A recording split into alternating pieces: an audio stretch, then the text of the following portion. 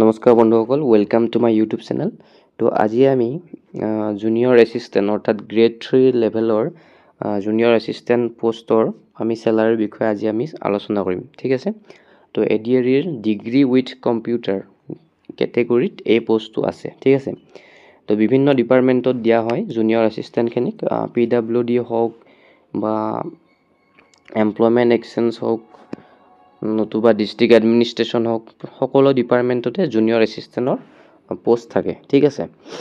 তো এইখন এখন এপ্ৰিলৰ অৰ্থাৎ লেটেষ্ট চেলাৰী শ্লিপ হয়, এপ্ৰিল 2024 চেলাৰী শ্লিপ হয় এইখন, ঠিক আছে। তো এইখন মোৰ এজন বন্ধুৱে প্ৰেৰণ কৰিছে মোৰ তালে।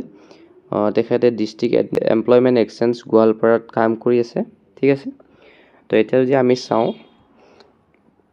ইয়াতে তেখেতৰ পিপেন নাম্বাৰ এইবিলাক আছে। তো এইটো চাওক তেখেতৰ ডেজিগনেশ্যন। তো ডেজিগনেশ্যনটো তেখেতৰ জুনিয়ৰ এছিষ্টেণ্ট হয়। ইয়াতে আপোনালোকে নিশ্চয় দেখা পাইছে ডেজিগনেশ্যন জুনিয়ৰ এছিষ্টেণ্ট। ইয়াতে বেংক একাউণ্ট, পান নাম্বাৰ ইত্যাদি আছে। তো এইবিলাক মই হাইড কৰি দিছোঁ কাৰণ পাৰ্চনেল বস্তু এইবিলাক, ঠিক আছে। তো এতিয়া যদি আমি চাওঁ তেখেতৰ পে কিমান হয়, 14,000ৰ পৰা আৰম্ভ হৈছে, ঠিক আছে। আৰু গ্ৰেড পে হৈছে 6,200 টকা, ঠিক আছে। তো টোটেল কিমান হ'ল, বেচিক পে টোটেল কিমান হ'ব, 14,000 আৰু 6,200 মিলি 20,200 টকা তেখেতৰ কি হ'ব, বেচিক পে হ'ব, টোটেল পে, ঠিক আছে। তো ইয়াৰ ওপৰত কি লাগে, ডিয়াৰনেছ এলাউন্স অৰ্থাৎ ডিএ লাগে। তাৰোপৰি মেডিকেল পোৱা যায়, হাউচ ৰেণ্ট পোৱা যায়, ঠিক আছে। তো যিটো আমি 20,200 টকা পালোঁ টোটেল, তো ইয়াৰ ওপৰত কি লাগিব, আমাৰ বৰ্তমান যিটো ডিএ সেইটো 50% হয় বৰ্তমান ডিএ। তো 20,200ৰ 50% কিমান হ'ব, 10,100 টকা। তো ডিএ হ'ল 10,100 টকা, ঠিক আছে। অৰ্থাৎ কামৰূপ ডিষ্ট্ৰিক্টত কাম কৰিলে হাউচ ৰেণ্টটো 10% দিয়ে, কিন্তু আদাৰ্ছ ডিষ্ট্ৰিক্টবিলাকত 8% চলি আছে।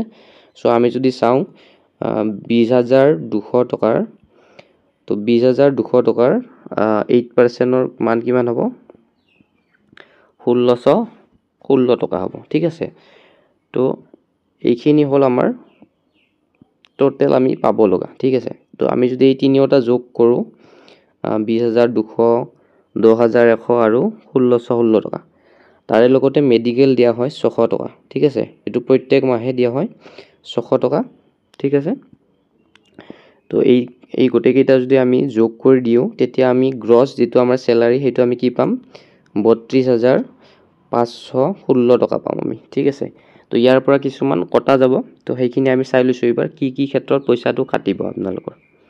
তো NPSৰ পইচাটো কেনেকৈ কটা হয়, যিটো আমাৰ টোটেল পে হয়, যিটো আমাৰ টোটেল পে 20,200, ইয়াৰ লগত আমি ডিএটো যোগ কৰি দিব লাগে। তো এই দুটা যদি আমি যোগ কৰোঁ কিমান হ'ব, 30,300 টকা হ'ব, ঠিক আছে। তো ইয়াৰে কি কৰা হয়, 10% কি কৰা হয়, NPSত দিয়া হয়, ঠিক আছে। তো 30,300ৰ 10% কি হ'ব, 3,030 টকা হ'ব। তো সেইকাৰণে কি কৰে, 3,030 টকা এখেতৰ কাটিছে, ঠিক আছে। তাৰোপৰি কি কাটিব, তো এতিয়া যদি আমি চাওঁ, GISত কাটিব আপোনালোকৰ 200 টকা, PTaxত কাটিব 208 টকা, ঠিক আছে। তো ইয়াৰ উপৰি আকৌ এটা পইচা কাটিব, এইটো এখেতৰ কটা নাই, MMLSAY অৰ্থাৎ মুখ্যমন্ত্ৰী লোকসেৱা আৰোগ্য যোজনা, ঠিক আছে। ইয়াতে কি কৰে, ইয়াতে 225 টকাকৈ কাটে প্ৰত্যেক মাহে।